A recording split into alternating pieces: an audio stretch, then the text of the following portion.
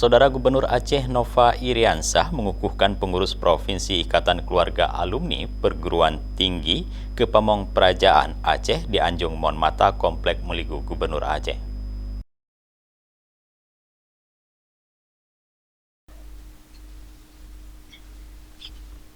Pengukuhan dilakukan Gubernur Nova dalam rangkaian kegiatan yang diawali dengan prosesi pelantikan oleh Ketua Umum Dewan Pengurus Nasional IKAPTK Akmal Malik.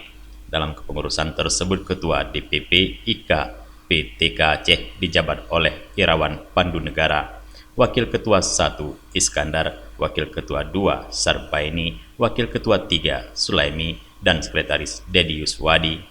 Sementara sejumlah nama lainnya juga dipercayakan menjabat sebagai Kepala Bidang, seperti Muhammad Iswanto sebagai Kepala Bidang Humas dan Sosial Media.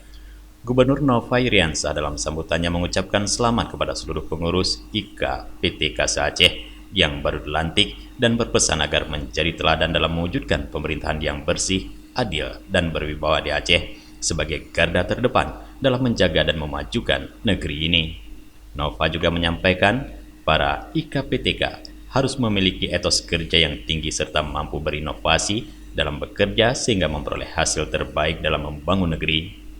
Terkait inovasi dalam bekerja, Gubernur Nova memberikan contoh gerakan bereh, bersih, rapi, estetis, dan hijau yang digagas dirinya berhasil diterapkan di lingkungan kantor pemerintahan dan sekolah-sekolah di Aceh. Sejak dijalankan gerakan tersebut, tingkat kebersihan, kerapian, keindahan, dan lingkungan yang hijau di sarana pelayanan publik dinilai terus meningkat. Gagasan itu, kata Nova, lahir pada 2019 saat dirinya bersama Sekda Takwalah menemukan adanya ruang kerja ASN di kantor pemerintahan yang begitu berantakan dan jorok. Bungkusan nasi berserakan di meja-meja kerja.